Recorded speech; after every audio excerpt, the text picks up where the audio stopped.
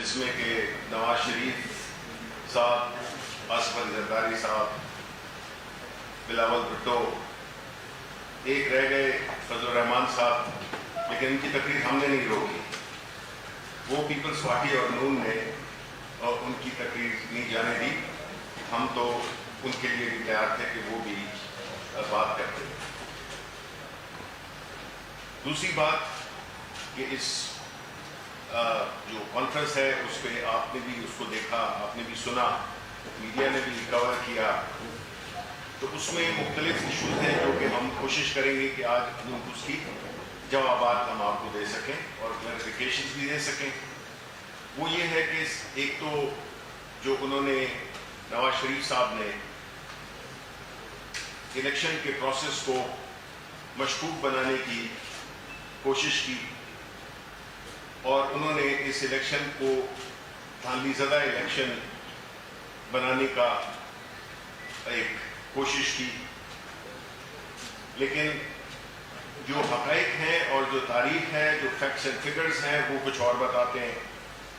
خاص طور پہ ایک ایسے سیاسی لیڈر جو کہ 3 مرتبہ اس ملک کے وزیر اعظم رہ چکے ہیں، یعنی کہ انہوں نے کم از کم 3 دفعہ تو الیکشن میں حصہ لیا ہے. لیا تو انہوں نے بہت زیادہ کئی الیکشنز میں ہیں، لیکن یہ 3 الیکشن جس میں کہ وہ وزیر اعظم بنے، تو وہ الیکشنز تو ٹھیک تھے.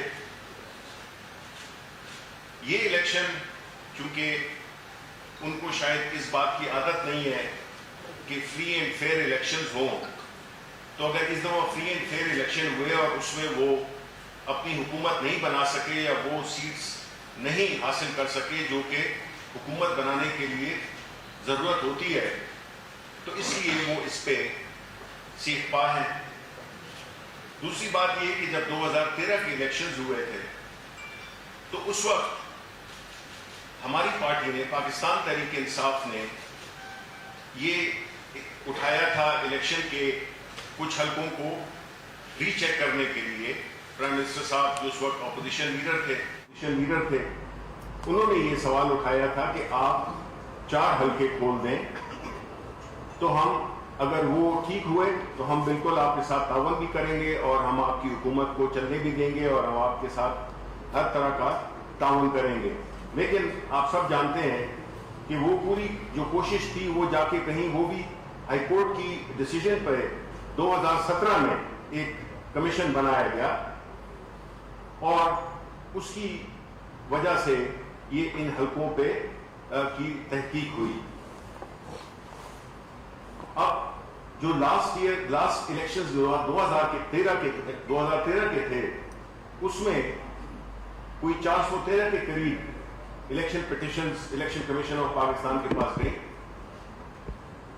جبکہ اس دفعہ کے الیکشن میں کوئی 299 پٹیشنز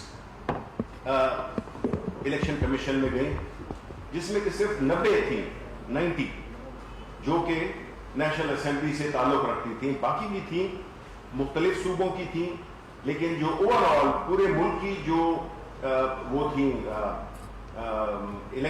جو جن حلقوں پہ اعتراض اٹھایا گیا تھا وہ 90 تھی. اس میں کافی تعداد ہماری الیکشن پٹیشن تھی. تو پی ایم ایل نون کی وہ فیکٹس اینڈ فگرز ابھی کچھ دیر بعد آ جائیں گے، وہ میں آپ کے ساتھ شیئر بھی کر دوں گا کہ ہر پارٹی نے کس پارٹی کی طرف سے کتنی پٹیشنز گئیں، تو اس میں پتہ چل جائے گا. اور دوسری بات یہ کہ کم از کم 16 ایسے حلقے تھے. اس وقت وقت کی کمی ہے لیکن یہ بھی میں آپ کو دے سکتا ہوں، جس میں کہ پی ٹی آئی کا امیدوار، اور یہ پورے ملک سے ہے، پی ٹی آئی کا جو کینڈیڈیٹ ہے وہ 3000 ووٹ سے لے کر اور 195 156 1100 1400 236 اس قسم کے مارجن سے ہمارا کینڈیڈیٹ الیکشن ہارا. اگر یہ 1 منٹ کے لیے اگر ہم یہ بات مان لیں کہ یہ ایسا ہی ہوا تھا تو پھر ان کو تو ان 16 سیٹس کو جو کہ بہت میٹر کرتی تھی ہماری، اس کے لیے ہمیں کولیشن کی بھی ضرورت نہ ہوتی. تو وہ سیٹس اس پہ کیوں نہیں پھر مدد ہوئی کہ ہمیں یہ 15 سیٹ تو آسانی، بیکاز 200 ایک ایسا حلقہ بھی تھا مردان میں جو کہ 50 ووٹ کے ڈفرنس ہے ہمارے. تو یہ بات کہنا کہ الیکشن کو متنازع بنانا، یہ تو ظاہر ہے کہ جب ہم نے یہ وتیرہ دیکھا ہے ان کا کہ جب چیزیں ان کے منشا کے مطابق ہوں، اگر کوئی کورٹ ان کے حق میں فیصلہ دے دے تو ٹھیک ہے، کوئی اگر ان کے خلاف دے دے تو وہ غلط ہے. جو الیکشن وہ جیت جائیں وہ الیکشن ٹھیک ہے، جو الیکشن وہ نہ جیتیں وہ بالکل ٹھیک نہیں ہے. تو یہ اس قسم کی جو ایک کنفیوژن پھیلانا، چیزوں کو جان بوجھ کر حقائق جانتے ہوئے چیزوں کو متنازع بنانا، اس سے وہ نہ پاکستان کی خدمت کر رہے ہیں، نہ جمہوریت کی خدمت کر رہے ہیں، اور وہ ایک ایسی ایک پولیٹیکل سیٹ اپ کو ڈسکریڈٹ کرنے کی کوشش کر رہے ہیں جس کو اون کرنے کا وہ خود دعویٰ کرتے ہیں. باقی اگر ان کے کوئی اعتراضات اور تھے تو ظاہر ہے ان کی پارلیمنٹ کے ممبران نیشنل اسمبلی میں موجود ہیں، صوبائی اسمبلی میں موجود ہیں. یہ الیکشن ریفارمز کیوں نہیں کرتے؟ الیکشن ریفارمز تو ہوئے تھے، انہی کی حکومت میں ہوئے تھے. زاہد حامد صاحب ہیڈ کر رہے تھے، میں بھی اتفاق سے اس کا ممبر تھا. اگر ان کو کوئی الیکشن کے انعقاد میں اس کی جتنے بھی پروسیس تھے اس کو کوئی تھا تو وہ اس میں وہ ڈال دیتے. وہ تو انہوں نے وہ اون کیا. وہ الیکٹورل ریفارمز انہی کی حکومت میں ہوئے تھے، اور ابھی بھی اگر کوئی کمی بیشی رہ گئی ہے تو وہ اپنے ممبران کے ذریعے اس کو وہ کر دیتے. لیکن ان کا مقصد اصل میں یہ ہے ہی نہیں. ان کا مقصد تو یہ تب ہوتا ہے جب ان کے ذہن میں ایک فری اینڈ فیئر الیکشن ہو. وہ تو ایسی تجاویز دیں گے جس سے کہ اس کرنٹ سیٹ اپ میں ان کو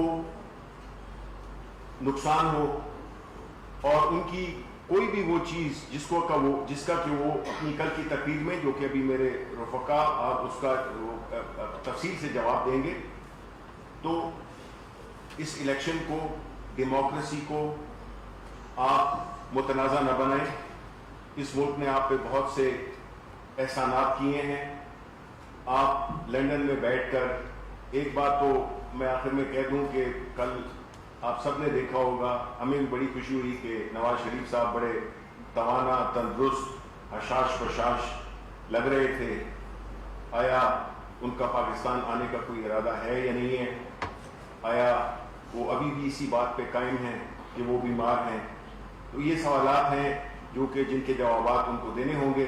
اب میں ریکویسٹ کروں گا اسد عمر صاحب سے کہ وہ اپنی بات کریں. بہت شکریہ جی. ویسے صحت کا بات کر رہے تھے آپ میاں صاحب کی صحت کی، تو الحمدللہ وہ کوئی فواد چودھری سے کم صحت مند نہیں لگ رہے تھے. اللہ تعالیٰ ایسے ہی تندرست رکھے ان کو. سر جو سنی باتیں آپ نے وہ تو ظاہر ہے آپ نے بھی سب سنی ہیں، ہمیں اس کو دہرانے کی ضرورت نہیں ہے وہ کیا کہہ رہے تھے. لیکن سوال یہ پیدا ہوتا ہے کہ کل انہوں نے یہ باتیں کیوں کی، اور یہی بات کیوں کی. دیکھیں اگر آپ کو یاد کریں جس وقت حکومت بنی تھی اور پہلی تقریر تھی شاید وزیر اعظم کی، پہلی یا دوسری تقریر تھی، تو اس کے اندر انہوں نے قوم کو بتایا تھا کہ یہ جو اپوزیشن ہے یہ اس کی صرف سیاست داؤ پہ نہیں لگی. ان کی جو پچھلے 20 اور 30 سال سے بنائی ہوئی جائیدادیں ہیں جو کرپشن کے پیسے سے بنائی گئی ہیں وہ بھی داؤ پہ لگی ہوئی. تو ان کے لیے تو یہ زندگی اور موت کا مسئلہ ہے، اور جب احتساب کا عمل آگے بڑھے گا تو ان سب نے مل جانا ہے. تو کل وہ مناظر ساری قوم نے دیکھے کہ جس کی پیشن گوئی عمران خان نے کی تھی. اور یہ میں آپ کو بتا دوں کہ یہ آج سے 8 ساڑھے 8 سال پہلے جب میں نے پارٹی جوائن کی تھی، شاہ صاحب کو یاد ہوگا، شبلی کو یاد ہوگا، یہ وزیر اعظم اس وقت بھی یہی بات کرتے تھے جس وقت یہ ایک دوسرے کے بارے میں الٹا لٹکانے، پیٹ کاٹنے، ضیاء الحق کی پیداوار اور پتہ نہیں کیا کیا ایک دوسرے کو کہتے تھے. یہ اس زمانے میں بھی وزیر اعظم جو ہیں عمران خان صاحب جو ہیں اس وقت بھی یہی کہتے تھے کہ اندر سے سب ایک ہیں، کیونکہ طریقہ کار ایک ہے، وہی کرپشن کرنی، وہی سیاست کو استعمال کرنا جائیدادیں بنانے کے لیے، اور پھر جائیدادوں کو بچانے کے لیے سیاست کو استعمال کرنا. حکومت جب آئی ظاہر ہے عمران خان جو ہیں انہوں نے یہ جو باریاں چل رہی تھیں وہ باریاں توڑ دیں. میری باری تمہاری باری, ظاہر ہے کہ آپ کا پیسہ بھی داؤ پہ لگا ہوا ہے تو آپ نے بھی تقریریں دوسرے کے خلاف کرنی ہے, کوئی کام تو کرنا نہیں. لیکن عمران خان جب آئے تو انہوں نے کہا یہ تو معاملہ گڑبڑ ہو گیا. لیکن شروع میں ان کی امید یہ تھی کہ معاشی جو بحران وہ پیدا کر کے گئے ہیں وہ اتنا شدید بحران ہے, ان کو خود کو تو سب سے بہتر پتا تھا نا کتنا شدید بحران چھوڑ کے گئے, تو انہوں نے کہا کہ اسی وزن کے تلے جو ہے اس حکومت نے ملبے میں دفن ہو جانا ہے, تو ان کو کچھ مہینے دیں, انہوں نے ویسے ہی گر جانا ہے. اور اگر آپ کو یاد ہو سکت کی آپ سپیچز اٹھا کے دیکھ لیں, ان کے بیانات دیکھ لیں, تو اکثر آپ کو یہی بات کرتے ہوئے نظر آتے تھے. وہاں سے عمران خان صاحب نے ذاتی جو جستجو کی, اس کے لیے جد و جہد کی, کس طریقے سے انہوں نے پیسہ اکٹھا کیا اور ہم اس بحران سے نکلنے میں کامیاب ہو گئے. اس کے بعد آ گیا جی دھرنا. یہاں پر دھرنا انہوں نے کہا کہ ادھر سے بس اب حکومت گرے گی اور سارا پاکستان کھڑا ہو جائے گا اور سارا پاکستان ہمارے ساتھ ہے. تو جب ادھر آئے تو پتہ چلا کہ پاکستان کا تو 2% بھی ان کے ساتھ نہیں کھڑا ہوا, وہ آہستہ آہستہ الگ ہوتے گئے اور آخر کار یہاں سے پسپائی کرنی پڑی, تو وہ امید بھی ختم ہو گئی. پھر اس کے بعد ایک دنیا میں ایک عالمی بحران آیا, کورونا کا ایسا مرض پھیلا دنیا کے اندر کہ دنیا کی معیشت ہل کے رہ گئی, لوگوں کے ملکوں کے صحت کے نظام ہل کے رہ گئے, اور بڑا اس میں شروع کے دن دیکھیں تو بڑا جوش اور ولولہ نظر آتا تھا ان لیڈران کے اندر. کوئی لندن سے بھاگے بھاگے واپس بھی آ گئے اسی امید کے اوپر کہ ابھی پاکستان کے اندر تباہی بربادی آئے گی تو اس کو پھر ہم بنیاد بنا کے حکومت کو جو ہے وہ ختم کریں گے. اور کل کی تقاریر کے اندر مجھے یہ بات بڑی مزیدار لگی کہ وہ لوگ جنہوں نے کوئی چیز نہیں چھوڑی پاکستان میں تنقید کرنے کے لیے, لیکن دنیا میں جو سب سے بڑا بحران آیا ہوا ہے نہیں ذکر کیا تو اس کا نہیں کیا. کوئی آپ نے کل کورونا اور کووڈ کی بات نہیں سنی ہوگی. الحمدللہ اللہ تعالیٰ نے کامیابی دی, وزیر اعظم کی بالکل واضح ایک موقف تھا اور آہستہ آہستہ دنیا جو ہے اس موقف کو مان گیا, اور آج یہ صورتحال ہے کہ ورلڈ ہیلتھ آرگنائزیشن سے لے کے یونائٹڈ نیشنز جنرل اسمبلی کے صدر تک سب پاکستان کی مثال دے رہے ہیں کہ ان ممالک میں سے ہے جس سے دنیا سیکھ سکتی ہے. وہ بھی موقع ہاتھ سے نکل گیا جی. اس کے بعد جو ابھی ہوا ہے یہ فیٹف کے قوانین کے اندر, یعنی اس سے زیادہ شرمندگی کی کیا بات ہو سکتی ہے, اور یہ کتنے ڈیسپریٹ ہیں, یہ کتنی ان کی پریشانی کس نہج تک پہنچ گئی ہے, اس کا اس سے اندازہ لگائیں کہ ایسے قانون جس کا کوئی سیاست سے تعلق نہیں, کسی سیاسی پارٹی سے تعلق نہیں, وہ صرف اور صرف پاکستان کو بلیک لسٹ سے بچانے کے لیے قوانین بنائے جا رہے ہیں. ان قوانین کے اوپر بھی انہوں نے بھرپور مخالفت کی. پہلے تو وہ سمجھے بڑے خوشی ہوئی جی ان کو, میں اور شاہ صاحب بھی ان کے ساتھ بیٹھے شروع میں تو بڑی ان کی امید تھی کہ ہم جو ہے, کیونکہ ظاہر ہے ان کو یہ تو پتہ ہے کہ عمران خان تحریک انصاف کی لیڈرشپ جو ہے محب وطن لوگ ہیں تو ملک کے لیے قربانی دینے کے لیے بھی تیار ہیں, تو انہوں نے کہا اس سے بہتر موقع نہیں ہو سکتا NRO کرانے کا. تو وہ NRO جس سے وہ بولتے تھے ہم کبھی نہیں مانگیں گے, اور بار بار پوچھتے تھے کون سا NRO, تو وہ NRO کی ایگزیکٹ شکل صورت انہوں نے قوم کے سامنے رکھ دی 34 ترامیم نیب قوانین کے اندر. انہوں نے کہا جی یہ کرو گے تو ہم فیٹف پہ سیدھا بلیک میلنگ, یہ کرو گے تو پاکستان کو بلیک لسٹ میں جانے سے بچائیں گے, ورنہ پاکستان بلیک لسٹ میں جاتا ہے تو جائے, ہمیں اپنی جائیدادیں بچانا ہمارے لیے زیادہ ضروری ہے. لیکن اس کے اندر بھی ان کو پے در پہ شکست ہوتی گئی, اور صورتحال ان کو یہ نظر آئی کہ ان سے تو 200 ممبر جو اسمبلی, قومی اسمبلی اور سینٹ کے اندر ہیں, وہ بھی نہیں ان سے سنبھالے جا رہے. تو ایک پینک جو ہے وہ ایک اور لیول کے اوپر ان کا پہنچ گیا, اور اسی کے اندر ایک اینٹی منی لانڈرنگ قانون جو پاس ہوا ہے, اس سے ظاہر ہے ان کی اپنی جو باہر منی لانڈرنگ کی ہوئی جائیدادیں ہیں اس کو بھی خطرہ ہے. تو یہ تو وجہ ہے کہ یہ کیوں اس وقت اتنے پینک میں, اور یہ اب کس طریقے سے چاروں طرف ہاتھ پیر مارنے کی کوشش کریں گے, کس طریقے سے ہم جس پریشانی کے اندر آ گئے ہیں اس سے نکلا جائے. لیکن یہ ان کے ساتھ ساتھ وہ دنیا کی قوتیں جو پاکستان کے خلاف ہیں, جو پاکستان سے دشمنی رکھتی ہیں, ان کے لیے بھی ایک بڑی خطرناک صورتحال پیدا ہوتی جا رہی ہے. اور وہ کیا ہے, کون سے علاقے ہیں جہاں پر انہوں نے بھارت میں خصوصی طور پر اور دوسرے اس کے علاوہ وہ ممالک جو پاکستان سے مخامصت رکھتے ہیں, انہوں نے کہاں کہاں پریشانی پیدا کرنے کی کوشش کی ہے. فاٹا بہت بڑا ایک ہمارے لیے چیلنج ہوا کرتا تھا. الحمدللہ پاکستان کی فوج نے آپریشن کیا اور سیاسی طور پر فاٹا کو پاکستان کا حصہ بنایا گیا.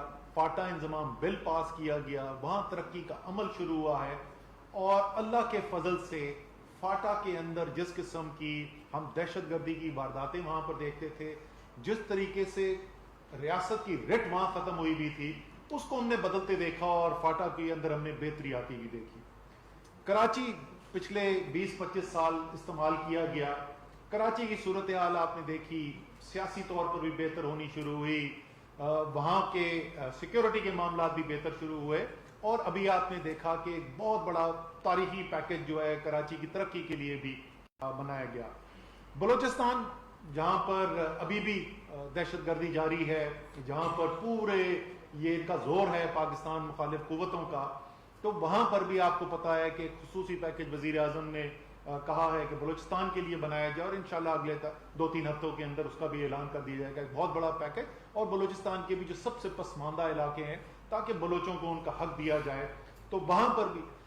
پھر افغانستان، جس کی شاہ صاحب جو ہیں تفصیل کے اندر بات کریں گے، بٹ جو پاکستان کے لیے، اس خطے کے لیے ایک صورتحال ایسی تھی جو خطرہ ہوتا تھا، وہاں الحمدللہ نہ صرف امن کی امید نظر آ رہی ہے، بلکہ امن کی امید اس صورت میں نظر آ رہی ہے جس کی بات عمران خان کرتے تھے جب وہ شاید پاکستان میں واحد سیاسی لیڈر تھے جن کا وہ موقف تھا، اور انہوں نے دو ٹوک موقف حاصل کیا اور دنیا اس کے اوپر ہے۔ اور وہ جو پچھلی حکومتیں جن کو سارے دنیا کہتی تھی کہ یہ سچ نہیں بولتے اور ڈو مور کے مطالبے کیے جاتے تھے، وہ آج تعریف ہو رہی ہے پاکستان کی، سب کہہ رہے ہیں کہ پاکستان مثبت کردار ادا کر رہا ہے۔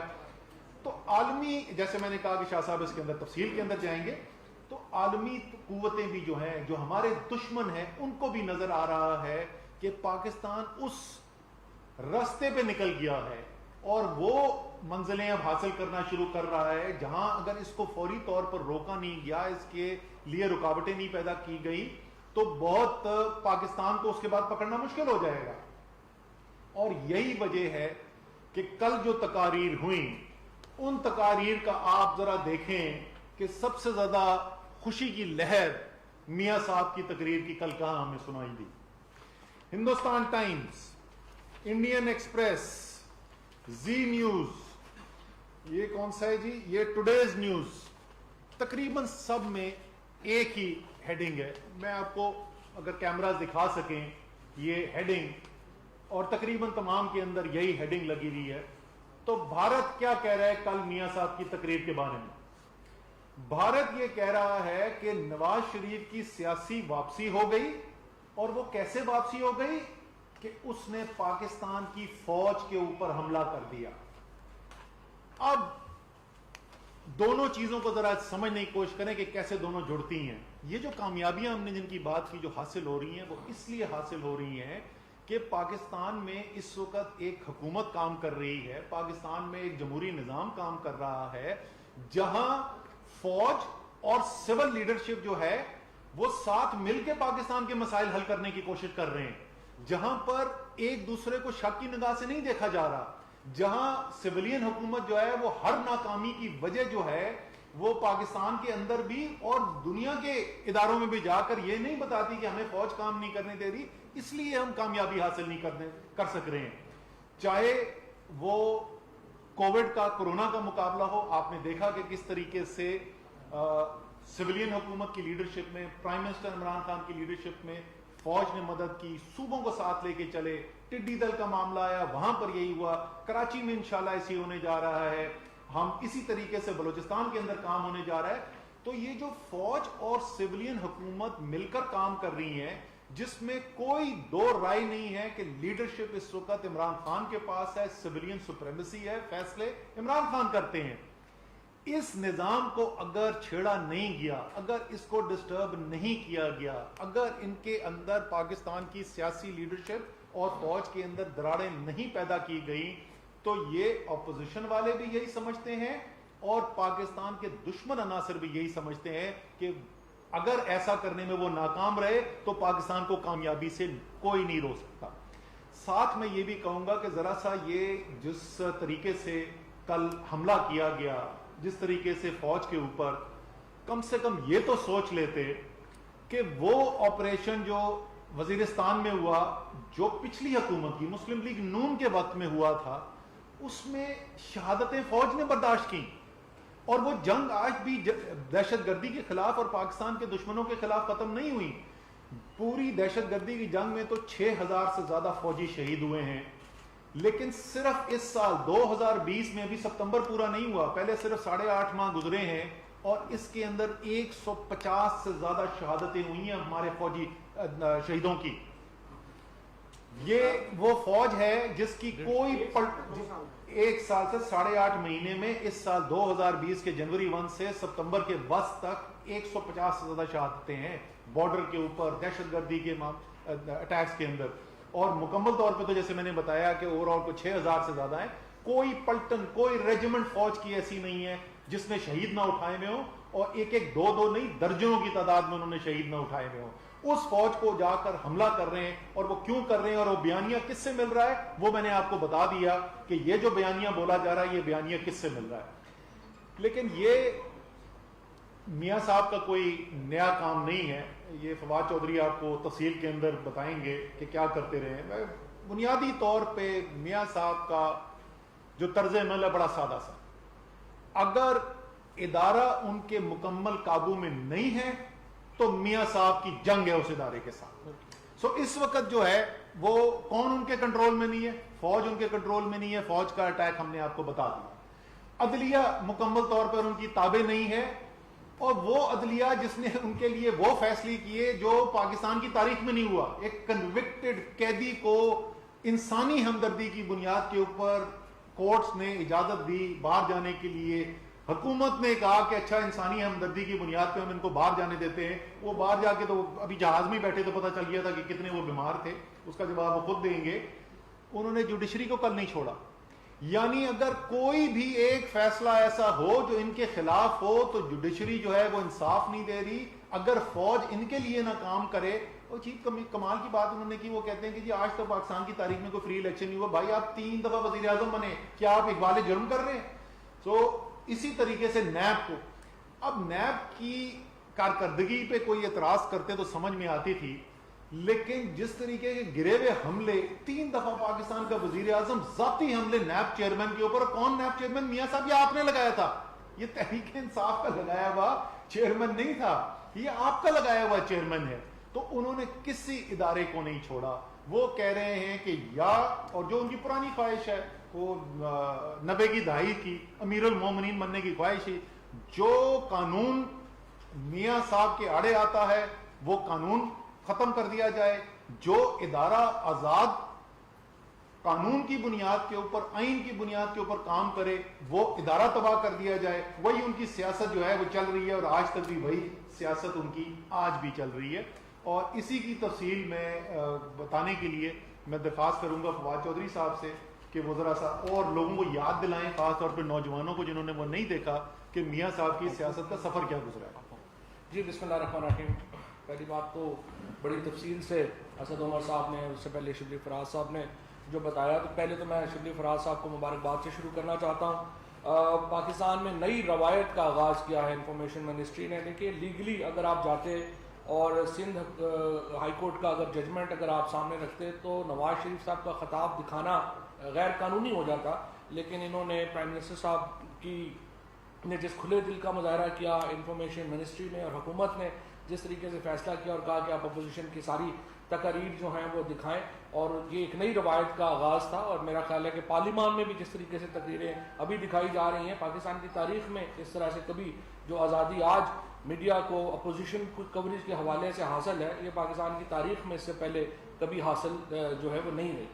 دوسری بات یہ ہے کہ کل جو ابو بچاؤ کانفرنس ختم ہوئی, اس کا جو بنیادی نقطہ تھا وہ یہ تھا کہ دیکھیں اگر تو جوڈیشری اور فوج ہمارے ساتھ ہیں تو ان سے اچھا کوئی ادارہ ہی نہیں ہے.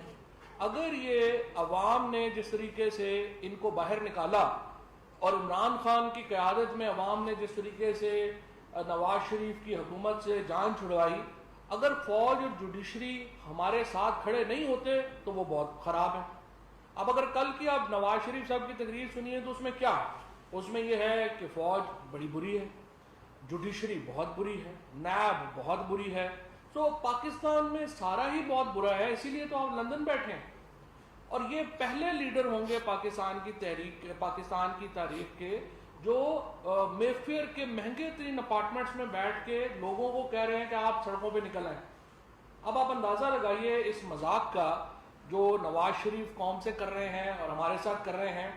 اور پہلی بات تو یہ ہے کہ ہمیں اپنی غلطی ماننی چاہیے, اور وہ غلطی یہ تھی کہ ہم نے جس طریقے سے وہ باہر گئے اس طریقے سے ہم نے کوشش تو کی. 7 ارب روپے کا ہم نے بانڈ رکھا کہ کم از کم ہمیں, مجھے تو خیر پہلے دن سے پتا تھا انہوں نے واپس نہیں آنا. اسد بھائی نہیں مان رہے تھے, کہہ رہے تھے آ جائیں گے, اور باقی لوگ جو ہیں وہ کہہ رہے تھے کہ آ جائیں گے. لیکن اب ایشو یہ ہے کہ ہمیں پتا تھا کہ انہوں نے واپس نہیں آنا, اسی لیے ہم نے 7 ارب روپے کا بانڈ جو ہے وہ رکھا تھا. اور وہ 7 ارب کا بانڈ اب اسی جوڈیشری نے, جس کو وہ کل تنقید کا نشانہ بنا رہے ہیں, اسی جوڈیشری نے ریلیکس کیا تھا. اور اسی جوڈیشری نے کہا تھا کہ نہیں شہباز شریف جو ہے اس کے اوپر چلے جائیں. جو کل کا جو ساری اگر ایمفیسس اگر نواز شریف صاحب کی تقریر کا آپ دیکھیں تو یوں لگتا ہے جیسے انہیں وہ جو بھولنے کی بیماری ہوتی ہے, الزائمر ہو گیا ہے, کہ ان کو یاد ہی نہیں رہا کہ وہ کس طریقے سے سیاست میں اٹھے. یعنی پہلا الیکشن جو انہوں نے لڑا 1979 میں تحریک استقلال کے ٹکٹ پہ, نواز شریف تو کونسلر کا الیکشن ہار گئے تھے گوال منڈی سے. 1983 میں جنرل جیلانی صاحب کی جو نظر ہے وہ اس نوجوان نواز شریف کے اوپر پڑی اور انہوں نے ان کو اپنا سپورٹس ایڈوائزر لگایا. 1985 میں جنرل جیلانی صاحب نے ان کو اپنا فائنانس منسٹر لگایا. اور اس کے بعد نواز شریف صاحب کا جب وہاں پر پنجاب میں ہوا تو پھر اور کوئی نہیں, اب جنرل ضیاء الحق صاحب جن سے وہ چاہتے ہیں کہ ہمارا کوئی تعلق جو ہے وہ جڑے ہی نہ, وہ بندہ بات ہی نہ کرے, ضیاء الحق صاحب وہاں پہ تشریف لے کے گئے اور انہوں نے بتایا کہ نواز شریف کا قلعہ مضبوط ہے. یہ ابتدا تھی نواز شریف کی سیاست کی. اس کے بعد اگر آپ عدلیہ کی بات کریں, 1993 میں نواز شریف کی حکومت وہ واحد پاکستان کی تاریخ کی حکومت ہے جو آرٹیکل 52(8)B کے تحت ڈسمس ہوئی اور پھر اس کو عدلیہ نے بحال کیا. اور بے نظیر بھٹو شہید کہتی تھی کہ یہ چمک کا نتیجہ ہے. اس کے بعد نواز شریف صاحب نے 96 میں اس کے بعد جس طریقے سے ججز میں بریف کیس بھیجے گئے, کوئٹہ بینچ کا فیصلہ وہ ہمارے سامنے ہے. اس کے پہلے یہ جو لڑائی ہے فوج کے ساتھ, یہ کسی ایک فرد کے ساتھ نواز شریف صاحب کی لڑائی نہیں ہے. یہ امیر المومنین بننے کا جو ایک سودا ان کے دماغ میں سمایا ہوا ہے, ان کی کسی بھی آرمی چیف سے نہیں بنی, کبھی بھی ان کی فوج سے نہیں بنی. جنرل آصف نواز صاحب ہوں, جنرل جہانگیر کرامت ہوں, جنرل پرویز مشرف ہوں, یا کوئی بھی اور فوج کے چیف ہوں, فوج کا ادارہ ہو, اس سے ان کی نہیں بنی. کیوں نہیں بنی؟ کیونکہ جب آپ یہاں سے پیسے کماتے ہیں, یہاں سے پیسے اٹھا کر کے آپ باہر لے جاتے ہیں اور اس کے بعد آپ چاہتے ہیں کہ ادارے اس کا تحفظ کریں, ادارے ان کا تحفظ نہیں کریں گے. آج جس طریقے سے پاکستان کی حکومت کو, ہمیں تو کوئی فوج سے گلا نہیں ہے, ہمیں تو جوڈیشری سے کوئی گلا نہیں ہے. جوڈیشری میں روزانہ جو ہے وہ روزانہ ہمارے اوپر ریمارکس بھی آتے ہیں, کبھی بات بھی آتی ہے. ہر کیبنٹ میٹنگ میں پرائم منسٹر صاحب یہ کہتے ہیں کہ یہ جوڈیشری کے جو ریمارکس آئے ہیں ان کا احترام کریں. اگر چیف جسٹس صاحب نے کسی بات کے اوپر ڈسپلیئر کا اظہار کیا ہے تو ہمیں کہا جاتا ہے پرائم منسٹر صاحب کی طرف سے اس کو ایڈریس کریں, کیونکہ ہم ایک ڈیموکریٹک گورنمنٹ ہیں, ہم اداروں کو ساتھ لے کے چلنا چاہتے ہیں. اگر آپ جس طرح سے میں عرض کیا, اگر سارے ہی ادارے آپ کے خلاف ہیں, پاکستان کے عوام نے 1,70,00,000 ووٹ پی ٹی آئی کو ملا ہے اور پی ایم ایل این کو 1 کروڑ سے بھی کم ووٹ ملا ہے, اور اسی طرح سے جو پیپلز پارٹی کو بھی جو ووٹ ملا ہے. سو ہمیں پہلی بار اپوزیشن کو, یا کل جس طرح سے نواز شریف صاحب کہہ رہے ہیں, کس منہ سے وہ پرائم منسٹر کو کہہ رہے ہیں کہ وہ استعفیٰ دے دیں. ہم آپ کی بھیک سے تو نہیں آئے ہوئے. پاکستان کے عوام نے عمران خان کو پاکستان کا وزیر اعظم بنایا ہے.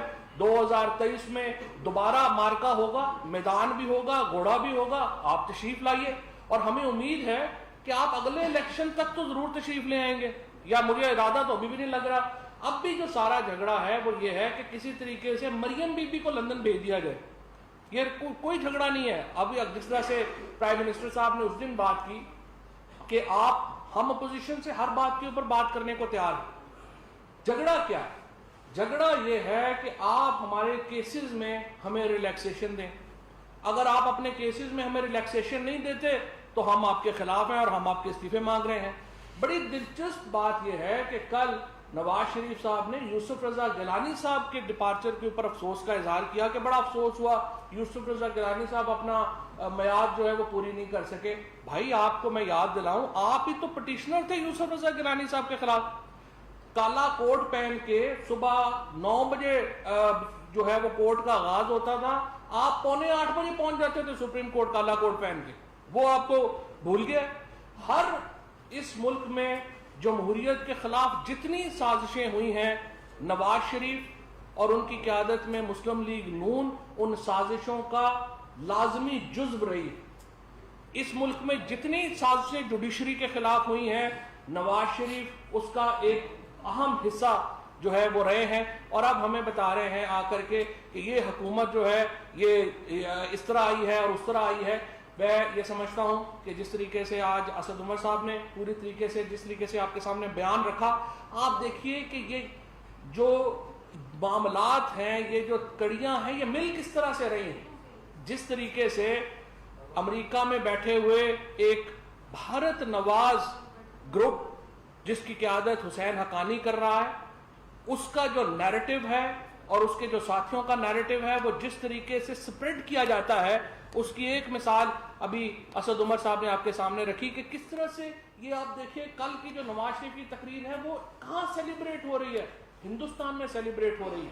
اس کا مطلب یہ ہے کہ یہ جو ایک نیریٹو ہے, یہ جو بیانیہ ہے, یہ پاکستان کے اندر نہیں بنایا گیا, یہ پاکستان کے باہر بنایا گیا. اور اس کو کئی ایسی قوتوں کی حمایت اور مدد حاصل رہی ہے. کیونکہ دیکھیں اداروں کے خلاف آپ ایک تحریک کھڑی کریں گے, اس کا فائدہ کس کو ہوگا؟ اس کا فائدہ پاکستان کے دشمنوں کو ہوگا, کیونکہ ریاستیں اداروں کے اوپر کھڑی ہوتی ہیں. اگر اداروں کو آپ کنٹروورشل کر دیں, اگر اداروں کو آپ متنازع کر دیں تو آپ ریاست کو متنازع کر رہے ہیں. اور نواز شریف اسی معاملے کے اوپر چل رہے ہیں. میں باقی جو پارٹیز تھیں ان کو میں یہ ضرور یاد دلا دوں کہ 2002 میں نواز شریف صاحب جب کلثوم نواز شریف مرحومہ جو تھی وہ ایک تحریک چلا رہی تھی, اس وقت ایک طرف بے نظیر بھٹو شہید کے ساتھ مذاکرات ہو رہے تھے پی ایم ایل این کے, دوسری طرف حکومت کے ساتھ مذاکرات ہو رہے تھے. اور پھر ساری پارٹیز کو یہاں پر سڑکوں کے اوپر چھوڑ کے نواز شریف خود سارا خاندان لڑیاں ڈالتا ہوا باہر چلا گیا تھا. تو یہ باقی پارٹیز جو ان کے ساتھ کل بیٹھی تھی, میں ان کو یاد کرا دوں کہ ذرا تاریخ کے اوپر بھی نظر رکھیے گا. یہ نہ ہو کہ آپ سارے یہاں پہ لوگوں کو نکالتے رہ دیں اور یہاں پہ جو ہے وہ اور ڈیلیں جو ہے وہ اس کی کوششوں میں لگے دیں. اور دوسری طرف جس طریقے سے انہوں نے عدلیہ کو میں سمجھتا ہوں متنازع کیا ہے. عدلیہ نے جتنے بڑے فیصلے پاکستان میں عدلیہ نے نواز شریف کے حق میں کیے, آپ اٹھا کے دیکھیے 2007-8 میں 8 سال کے بعد جب نواز شریف پاکستان آئے, سپریم کورٹ نے 8 سال کی لمیٹیشن معاف کی اور نواز شریف کا کیس سنا. اس سے پہلے نواز شریف کا جو اتفاق گروپ میں جو ان کو ریلیف دیا گیا, حدیبیہ میں جو ان کو ریلیف دیا گیا, انپریسیڈنٹڈ ہے پاکستان کی تاریخ کے. لیکن آج عدلیہ بھی بری ہے, آج پاکستان کی فوج بھی بری ہے, آج پاکستان کی حکومت بھی بری ہے. اس طرح سے معاملہ چلنا نہیں ہے. یہاں پر انشاءاللہ تعالی پرائم منسٹر صاحب کو, پاکستان تحریک انصاف کی حکومت کو پاکستان کے لوگوں نے منتخب کیا ہے اور صرف پاکستان کے لوگوں کے پاس یہ اتھارٹی ہے کہ وہ اپنی حکومت بدل سکیں. بہت شکریہ. بسم اللہ الرحمن الرحیم. میرے 3 ساتھیوں نے جو گفتگو آپ کے سامنے پیش کی ہے اس کا خلاصہ میں آپ کی خدمت میں عرض کرنا چاہتا ہوں. اور خلاصہ یہ ہے کہ کل کا جو اجلاس ہے اس سے مجھے ایک مایوسی کا اظہار دکھائی دیا اور ایک نا امیدی کی گردان تھی جو دہرائی گئی کل کے اجلاس میں. کل کا اجلاس جو ہے اگر آپ اس کا بغور مطالعہ کریں تو وہ تضادات کا مجموعہ ہے. آپ اگر ایک ایک نقطے کو, وقت نہیں ہے تفصیلات میں جانے کا, تضادات کا مجموعہ ہے. اور جیسے کہ ابھی کہا گیا کہ سب سے زیادہ شادیانے کہاں بج رہے ہیں؟ آپ کے پڑوس میں. کیوں؟ کہ ہر اس ادارے کو نشانہ بنایا گیا جس ادارے سے وہ خائف ہیں اور وہ سمجھتے ہیں کہ اس ادارے نے پاکستان کی سلامتی کے لیے اپنا خون دیا ہے اور پاکستان اور دہشت گردی کو شکست دینے میں جو انہوں نے کردار ادا کیا ہے، آج دنیا اس کی تعریف کر رہی ہے۔ اب جیسے کہ پہلے کہا گیا کہ مایوسی کیوں تھی؟ مایوسی کی وجوہات ہیں۔ بہت سی امید لگا رکھی تھی کہ ہم نے معیشت کو اس حد تک دیوالیہ کر دیا ہے کہ یہ چل نہیں پائیں گے۔ جو ریسورس گیپ ہے وہ اتنے غالباً $20 ارب کا ریسورس گیپ چھوڑ کے گئے تھے، تو یہ ان سے پورا نہیں ہوگا۔ یہ تو اللہ کا کرم ہوا اور دوست ممالک نے ہمارا اس آڑے وقت میں ساتھ دیا، اور پھر IMF کے ساتھ ایک معاہدہ ہو گیا کہ ہم اس سے نکل آئے، اور جس کو وہ سمجھتے تھے کہ یہ بالکل ایک انہوں نے جانے سے پہلے ایسے اعلانات کیے کہ آنے والی حکومت کے لیے مالی مشکلات پیدا ہوں گی، اس سے الحمدللہ ملک اب آہستہ آہستہ باہر آ رہا ہے۔ کووڈ کے چیلنج کے باوجود آپ کے جو اکنامک انڈیکیٹرز ہیں وہ اب سدھرنے شروع ہو گئے ہیں، نمبر 1۔ نمبر 2، خیال تھا کہ دھرنے سے امید تھی، وہ تتر بتر ہو گیا، آپ کے سامنے ہے، وضاحت کی ضرورت نہیں ہے۔ اس کے بعد جیسے کہ اسد عمر نے کہا، دنیا ابھی بھی کہہ رہی ہے کہ کووڈ کا چیلنج ختم نہیں ہوا۔ آج یورپ میں دوبارہ وہ نئی حکمت عملی کے بارے میں سوچ رہا ہے، کیونکہ کیسز پھر بڑھنا شروع ہو گئے۔ بہت سے ماہرین ہیں وہ سمجھتے ہیں کہ سردیوں میں ایک سیکنڈ ویو آ سکتی ہے۔ تو وہ لوگ جو اسٹرکٹ لاک ڈاؤن کا درس دیا کرتے تھے، وہ آج کہتے ہیں کہ ہم جنوری میں اور دسمبر میں احتجاج کریں گے، جلسے جلوس کریں گے، ریلیز کریں گے۔ تو آپ ذرا تضادات کا ملاحظہ کیجئے۔ پھر اگلی بات جو میں کرنا چاہوں گا وہ یہ ہے، ان کو یقین کامل تھا کہ حکومت کے پاس کیونکہ سینٹ میں اکثریت نہیں ہے، انہیں اگر FATF میں FATF میں اگر کامیابی حاصل کرنی ہے، قانون سازی کرنی ہے، انہیں بالآخر ہمارے پاس آنا ہوگا۔ اور ہم گئے، اور ہم نے حد الوسع کوشش کی پاکستان کے لیے، پاکستان کو گرے لسٹ سے نکالنے کے لیے، اور ہندوستان کے عزائم کو خاک پہ ملانے کے لیے جو پاکستان کو بلیک لسٹ میں دھکیلنا چاہتے تھے۔ ہم نے بہت سی ان کی طرح جو مین تھی، امینڈمنٹس تھی، ان کو انکارپوریٹ کیا۔ دے ور کنونسڈ کہ نمبرز پورے نہیں ہوں گے، اور جوائنٹ سیشن میں ان کو جو سبکی اٹھانی پڑی، اس کے ذمہ دار ہم نہیں ہیں۔ وہ اپنی صفوں کو ٹٹولے، وہ اپنی صفوں کو ٹٹولے، اور ان کو اندازہ ہوگا کہ کمرے سے باہر کیا کہا جاتا ہے اور کمروں کے اندر بیٹھ کر کیا انڈرسٹینڈنگ دی جاتی ہے۔ یہ بھی ایک تضاد ہے جو قوم کے سامنے آیا۔ پھر ان کا خیال یہ تھا کہ حکومت اتنی پھنسی ہوئی ہے اور ایک ڈیڈ لائن ہے، پلینری کا سیشن آ رہا ہے، تو یہی وقت ہے نچوڑنے کا، اور 34 کے قریب انہیں ترامیم پیش کر دیں کہ NRO کیا کہتے ہیں۔ NRO کیا تھا؟ آج کے اس دور کا NRO نیب کو لپیٹنا ہے، نیب کو لپیٹنا ان کی مراد تھی، ان کی منزل تھی۔ جب انہیں یہ واضح ہو گیا کہ عمران خان اس پر تیار کسی صورت نہیں ہوں گے، تو انہوں نے اپنی حکمت عملی پر نظر ثانی کی۔ اب دوسری بات جو میں عرض کرنا چاہتا ہوں وہ ٹائمنگ کی ہے۔ وہ ٹائمنگ اس لیے ہے کہ حکومت کو تو اب تقریباً 2 سال سے کچھ عرصہ زیادہ ہوا۔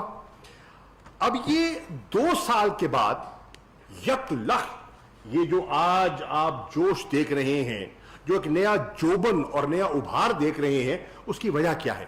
اس کی وجہ یہ ہے کہ اب وہ مکمل طور پر قائل ہو چکے ہیں کہ انہیں NRO یا نیب کے قوانین میں جو رعایت درکار تھی، جس کے وہ طالب تھے، وہ نہیں ملے گی، نمبر 1۔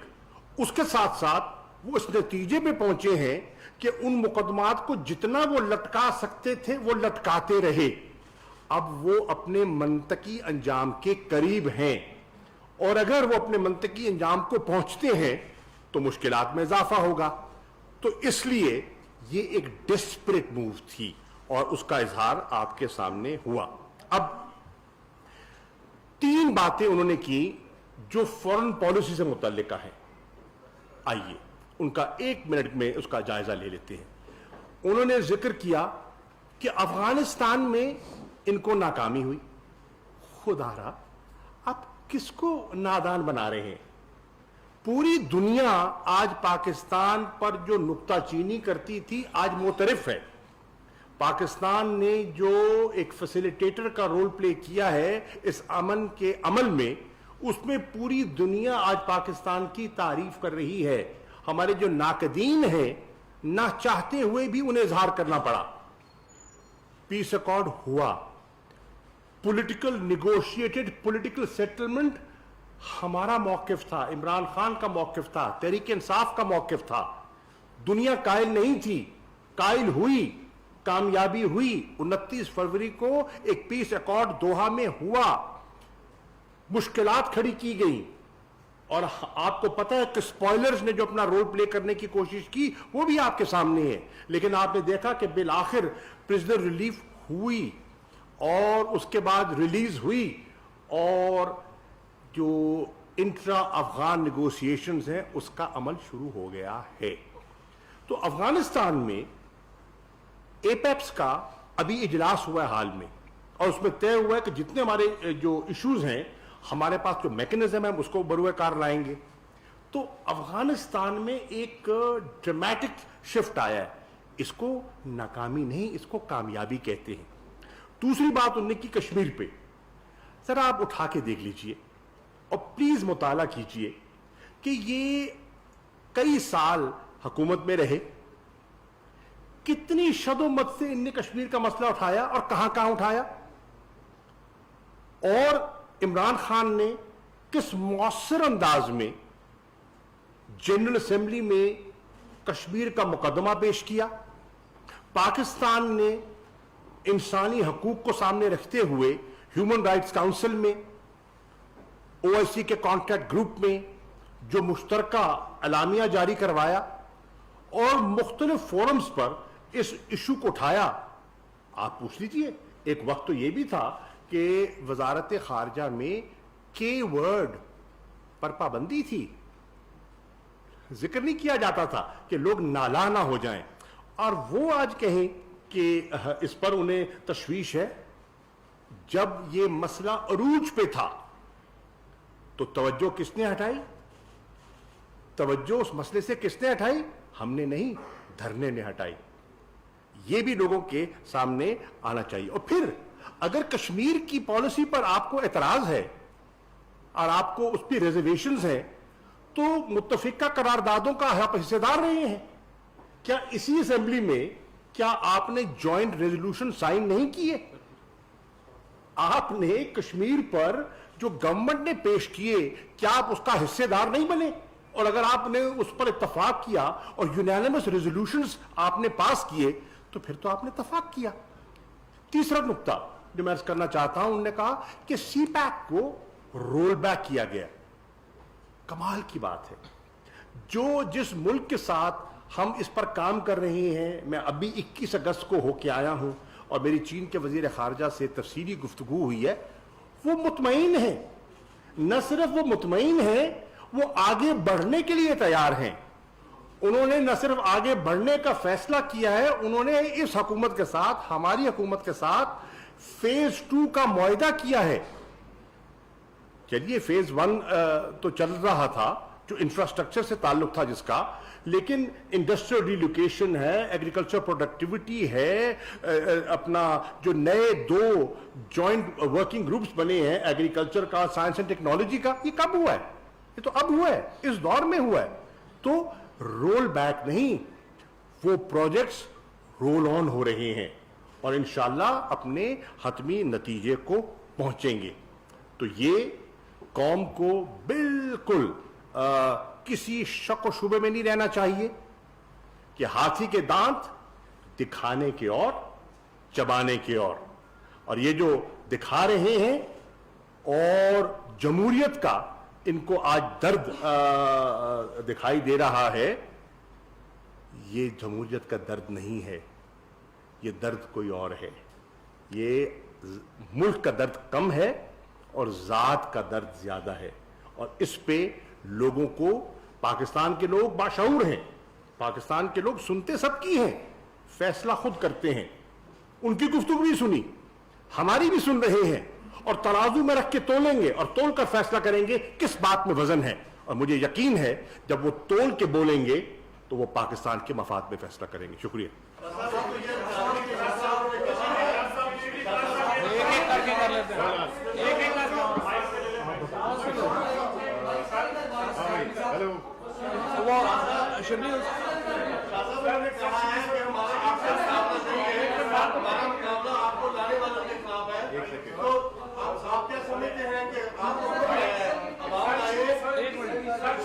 ایک سوال جواب دے دو، ایک ایک کر کے لینا بھائی جان. میں جواب دیتا ہوں، میں جواب دیتا ہوں. میں جواب سوال سمجھ گیا. جی چلیے آپ ریگولیٹ کر لیں.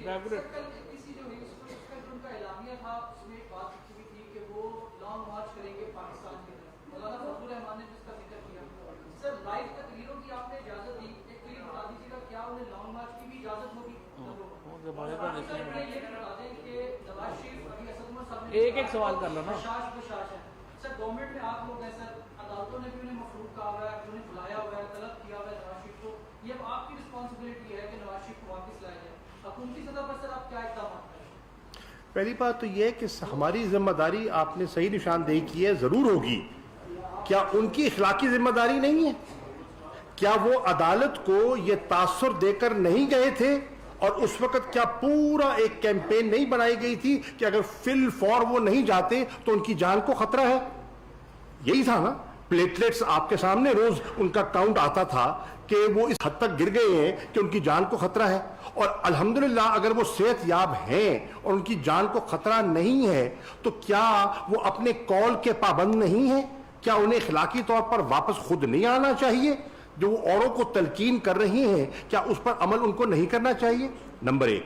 نمبر دو، آپ کا دوسرا سوال کا ہے، دیکھیے وہ انہوں نے تاریخ جو اس کی دی ہے وہ دی ہے جنوری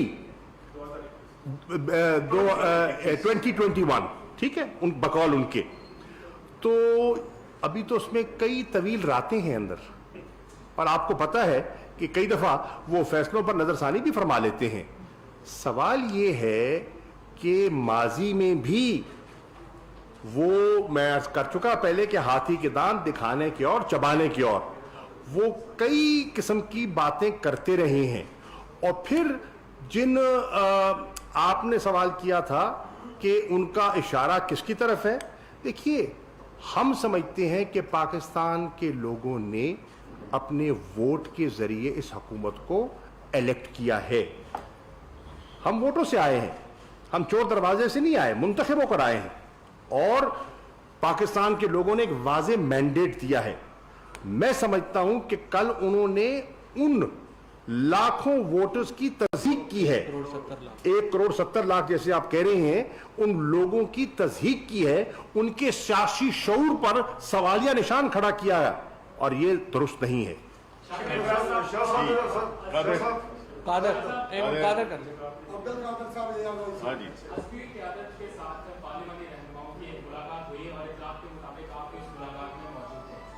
بند کمرے اجلاس میں کچھ اور موقع فرمایا جاتا ہے اپوزیشن رہنماؤں کی جانب سے، اور جیسے اس کمرے سے باہر نکلتے ہیں، جیسے اے پی سی میں آئے تو سارا موقع بھی بالکل الٹ ہو گیا.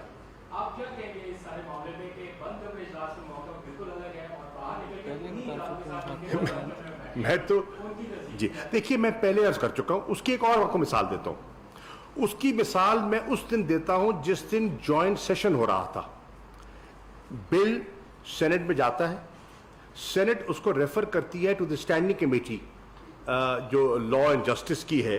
اس اسٹینڈنگ کمیٹی میں اکثریت جو ہے اس بل کو پاس کرتی ہے جس میں وہ موجود ہیں. ایک فون کال آتی ہے اور اجلاس میں جا کر اسی سینٹ میں، اسی اسٹینڈنگ کمیٹی جہاں ووٹ حق میں دے کے آئے ہوتے ہیں، اجلاس میں جا کے اس کے خلاف ووٹ کرتے ہیں. تو یہ ہے جو ان کا عمل اور یہ کردار آپ کے سامنے ہے. اور باقی جو وہاں گفتگو ہوئی وہ پھر میرا خیال ہے آپ بہت سے پردہ نشین ہیں، ان کو بے نقاب نہ ہی کریں تو بہتر ہے۔ فراز صاحب یہ بتائیں کہ ایک تو نواز شریف صاحب نے یہ مطالبہ کیا ہے کہ حمود الرحمان کمیشن کی رپورٹ کو منظر عام پر لایا جائے۔ اسد عمر صاحب آپ سے یہ سوال ہے کہ کور کمانڈر پر سنگین الزامات لگائے ہیں، آپ نے کسی نے بھی جواب نہیں دیا، کیا وہ کور کمانڈر سابق کور کمانڈر خود آ کر جواب دے گا؟ شاہد قریشی صاحب آپ سے یہ سوال ہے کہ انہوں نے یہ کہا کہ جنرلوں کا نواز شریف کے ساتھ تعلق رہا، ان کی پیداوار رہی، آپ کا ماضی پوری قوم کے سامنے، کیا آپ کے ماضی کو آج کی سیاست کے ساتھ جوڑا جا سکتا ہے؟ اس کے ساتھ اچھا جی، پہلی بات تو یہ آپ نے بڑا اچھا وہ حمود الرحمان کمیشن 3 دفعہ وزیر اعظم رہ کے گئے، کیوں نہیں ریلیز کر دی تھی رپورٹ؟ یہ جمہوریت ان کو اب کیوں خیال ہے؟ یہ ضرور کرنی چاہیے، بالکل کر دینی چاہیے۔ اچھا جی، جو آپ نے اچھا کیا کہ آپ نے یہ سوال پوچھ لیا۔ میں تو جنرل عاصم باجوہ کے ساتھ بڑا قریبی طور پہ کام کرتا ہوں، میرے وہ سی پیک اتھارٹی کے چیئر ہیں۔ اچھا، مجھے یہ بھی نہیں سمجھ میں آتی کہ وہ رپورٹ مجھے کرتے ہیں، سی پیک اتھارٹی جو پلاننگ کمیشن پلاننگ منسٹری کے ساتھ کام کرتی ہے، مجھے کوئی تکلیف نہیں ہے، یہ سب کو تکلیف ہے کہ جی وہ سویلین سپریمیسی۔ بھائی جان، مجھے خوشی ہے اس بات کی کہ میرے پاس ایک انتہائی قابل آفیسر ہے جو سی پیک، جس کو وہ میاں صاحب کل کہہ رہے تھے کہ وہ پتہ نہیں جس کے لیے بی آر ٹی کر دیا ہے، وہ پہلے سے زیادہ تیزی سے چل رہا ہے۔ سی پیک کی تاریخ کے سب سے بڑے منصوبے جو ہیں وہ اس سال منظور ہوئے ہیں۔ ML1 پاکستان کی تاریخ کا سب سے بڑا منصوبہ، سی پیک کا سب سے بڑا منصوبہ اپروو ہوا ہے۔ اور جس طریقے سے ہمارے اسپیشل اکنامک زونز میں تیزی آئی ہے، ہمارا کوہالا اور آزاد پتن ہوا ہے، یہ سب اس کی ایک وجہ یہ ہے کہ ایک CPEC authority led by a very fine officer, وہ جو کام کر رہے ہیں۔ جہاں تک ان کی بلوچستان کی، ان سے ذرا بول دیں کہ آپ کی ادھر آس پاس کہیں بیٹھے ہوئے تھے، نہیں وہ ویڈیو پہ تھے شاید زرداری صاحب، بڑے والے زرداری صاحب ویڈیو پہ تھے، چھوٹے زرداری تھے۔ تو زرداری صاحب کی تو سٹیٹمنٹس ہمارے پاس ریکارڈ کے اندر موجود ہیں کہ وہ کہتے ہیں بلوچستان کی گورنمنٹ ہم نے گرا دی۔ تو پہلے آپس میں تو فیصلہ کر لینا کس نے گرا دی۔ یہ عاصم باجوہ کی طرف سے یاد آ گئے۔ ویسے میں عاصم باجوہ سے بول رہا تھا، میں ان سے بہت امپریس ہو گیا ہوں، میں تو سمجھتا تھا کہ بس ایک اچھے فوجی افسر ہیں، کل تو مجھے پتہ چلا کہ وہ بہت بڑی بلا ہیں۔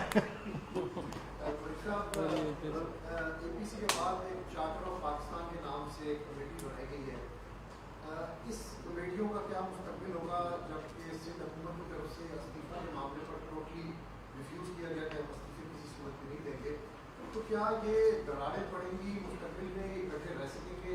کل مولانا صاحب کی تقریر بھی روکی گئی، مولانا صاحب بھی ناراض ہو گئے، تو آپ کیا سمجھتے ہیں کیا مستقبل ہوگا اس کا؟ دیکھیے، ان میں کون سی قدر مشترک ہے؟ آپ دیکھیں، یہ جو الائنس ہے نا، یہ الائنس آف کنوینئنس ہے، یہ کوئی نظریاتی الائنس نہیں ہے۔ نظریاتی طور پر تو یہ ایک دوسرے کے صف آ رہے ہیں، نظریاتی طور پر تو آج بھی اگر دیکھا جائے جن کانسٹیچوئنسیز کو وہ ریپرزینٹ کرتے ہیں، یہ ساتھ بیٹھ ہی نہیں سکتے، ساتھ چل ہی نہیں سکتے۔ ہاں، ان کو کٹھا کیا کر رہا ہے؟ وہ ہے ایک عمران خان سے ضرورت سے زیادہ محبت اور خوف وہ یکجا کر رہی ہے، اور یہ وقتی ہے، یہ صرف اپنے ایک مقصد کے حصول کے لیے ہے، اور ان کا مقصد اگر ان کو پورا ہوتا ہوا دکھائی دیا تو یہ پھر تتر بتر ہو جائیں گے۔ آپ کا خیال ہے کہ یہ کوئی دیرپا ہے؟ یہ دیرپا نہیں ہے، یہ آبجیکٹو اورینٹڈ ہے۔ ایک نمبر دو، آپ کہہ رہے ہیں کہ یہ اصولوں کی بات، اصولوں پہ تو آپ بات کریں تو ووٹ پورے کتنے ہوتے ہیں اور کھڑے کتنے ہوتے ہیں اور گنتی ہوتی ہے تو کتنے نظر آتے ہیں؟ تو پھر اب یہ بتائیں، پھر ان کے خلاف کارروائی ہونی تھی، ان سینیٹرز کے خلاف جنہوں نے ان کے بقول ان کی پیٹھ میں چھرا گھونپا، ان کے بارے میں میں پوچھنا چاہوں گا۔ بڑی کمیٹی بنی تھی نا، جیسے آپ نے کہا کمیٹی بنی ہے جی، اس کمیٹی نے کیا فیصلہ کیا؟ کارروائی ہونی تھی نا۔ کس کے خلاف ڈسپلنری ایکشن ہوا؟ سینٹ میں خیبر پختونخوا میں جب پی ٹی آئی کے کچھ ممبران نے نامناسب حرکت کی جو کہ پارٹی کے انٹرسٹ کے منافی تھی، اصولوں کے منافی تھی، 20 sitting elected MPs کو اٹھا کے باہر کیا۔ آپ نے ایک کو کیا؟ نہیں کیا۔ سو میں عرض کر رہا ہوں، یہ گفتگو ان کی اور ہے اور عمل ان کا اور ہے۔ اچھا ایک سیکنڈ آپ نے ایک ساتھ میں مینشن کیا ہے کہ فضل الرحمان صاحب کی مولانا فضل الرحمان کی تقریر ہم نے نہیں دکھائی. I just want to correct the record. یہ ہم نہیں تھے. یہ سوال آپ پی ایم ایل نون اور پیپلز پارٹی سے پوچھیے جو آرگنائز کر رہے تھے. ہمارا کوئی اس سے لینا دینا نہیں تھا. آپ ہی کا میڈیا نشر کر چکا ہے اور وہ فوٹیجز بھی دکھا چکا ہے جس میں کہ مولانا صاحب نے ان سے پروٹیسٹ کیے, ہم سے نہیں کیے. شاہ صاحب ایک ایسے وقت میں جب آپ ایک جی بی کے حوالے سے اور کشمیر کے حوالے سے فیصلہ کرنے جا رہے ہیں, آپ سمجھتے ہیں کہ یہ اے پی سی شاید اسی لیے تھی کہ وہ کچھ گین کرنا چاہتے ہیں اس حوالے سے, کچھ لے دین کرنا چاہتے ہیں, اور کل کے اے پی سی کے حوالے سے یہ بتا دیں کہ گین کس نے کیا ہے, فوج کے خلاف اتنا بول کے آپ لوگوں کو مضبوط نہیں کیا گیا؟ دیکھیے پہلی بات تو یہ ہے کہ یہ تو وقت بتائے گا کہ انہوں نے حاصل کیا کیا ہے اور کھویا کیا ہے, یہ وقت بتائے گا. کئی دفعہ جذباتی گفتگو وقتی طور پر تو بہت اچھی لگتی ہے لیکن اس کے دیر پا نتائج بھی ہوتے ہیں. انہوں نے کل مجھے بتائیے کس ادارے کو بخشا, مجھے ایک ادارہ بتائیے نا.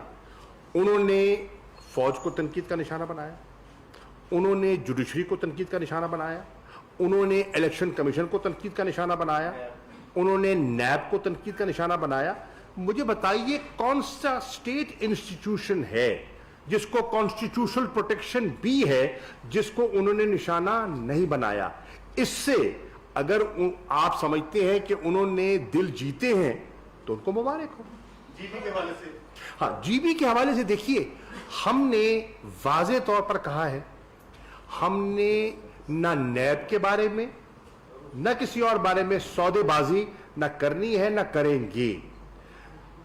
گلگت بلتستان کے لوگوں کی ایک خواہش ہے, آج سے نہیں درینہ خواہش ہے کہ ان کا اپنا ایک تشخص ہونا چاہیے, وہ آئیڈینٹی چاہتے ہیں. اس کے لیے ہم نے کہا کہ مل بیٹھ کر ہم اس پر ایک اتفاق رائے پیدا کر لیں کہ ان کی خواہش بھی پوری ہو جائے اور اس سے بڑھ کر ہمارا جو کشمیر کا موقف ہے جس میں ہمیں آزاد کشمیر کی حکومت کو بھی آن بورڈ لینا تھا اور لیا اور لیں گے, اور اس کے ساتھ ساتھ ہم ایک نیشنل کنسنسس بھی بنائیں گے. اس پر پیپلز پارٹی ماضی میں باتیں کرتی رہی, کچھ اقدامات انہوں نے اٹھائے. نواز شریف صاحب کے دور میں سرتاج عزیز صاحب کی سربراہی میں ایک کمیٹی بنائی گئی, اس کمیٹی کی رپورٹ آپ کے سامنے ہے, اس کا ملاحظہ کر سکتے ہیں. تو اس سب کو سامنے رکھتے ہوئے ہم دیکھنا چاہیں گے کہ, اور یہ بھی ہمارے علم میں ہے کہ وہاں کچھ قوتیں ہیں جو پاکستان کے مخالف قوتیں ہیں اور وہ اس کو ہوا دے رہی ہیں اس سینٹیمنٹ کو, اور وہ وہاں پیچیدگیاں پیدا کرنا چاہتی ہیں. اس کی بہت سی وجوہات ہیں, وہاں وہ سب نیشنلزم کو ہوا دینا چاہ رہی ہیں. تو ان کے عزائم اپنی جگہ اور پاکستان کے مفادات اپنی جگہ. ہم اس پر کھلے دل سے بیٹھ کر گفتگو کرنے کے لیے تیار تھے تاکہ اس پر ایک نیشنل کنسنسس ہو سکے اور ہم آگے بڑھ سکیں.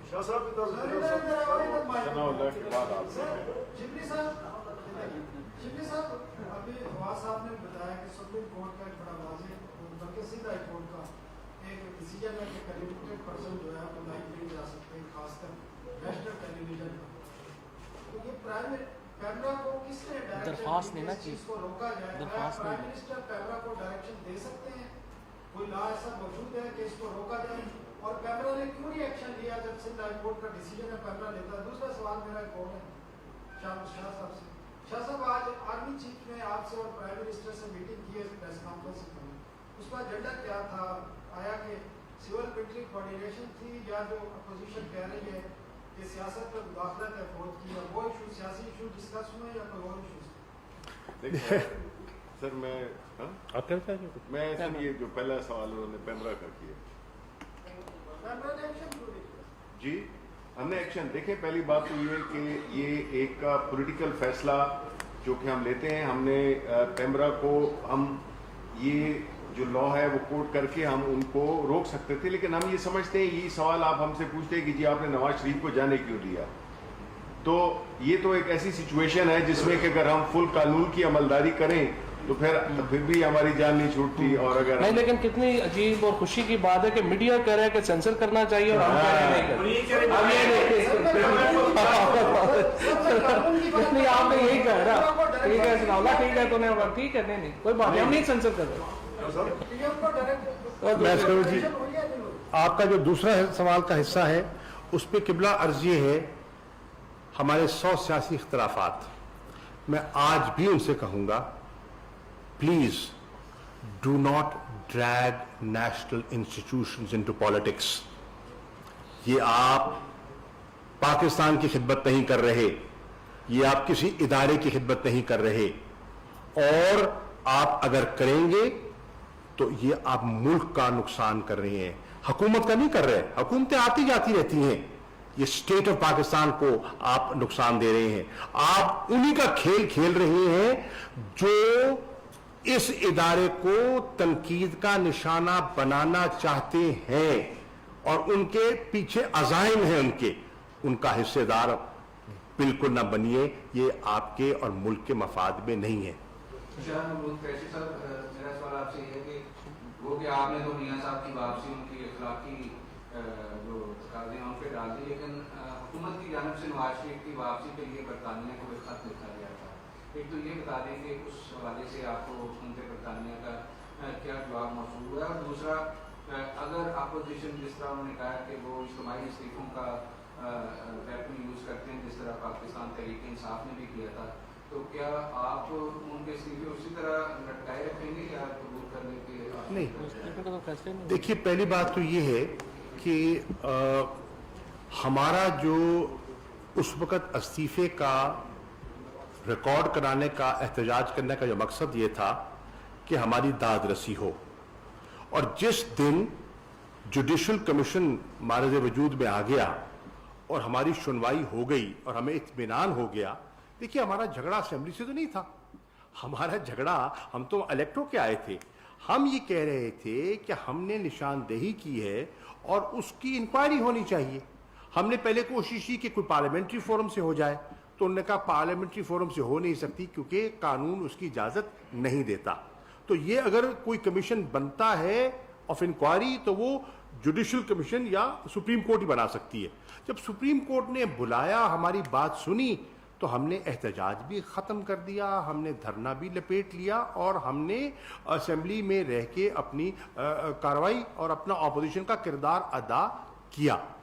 अब ये कह रहे हैं कि हम इस्तीफ़ा का ऑप्शन है, वो ऑप्शन तो कल भी एक्सरसाइज कर सकते थे, वो जब चाहें कर सकते हैं।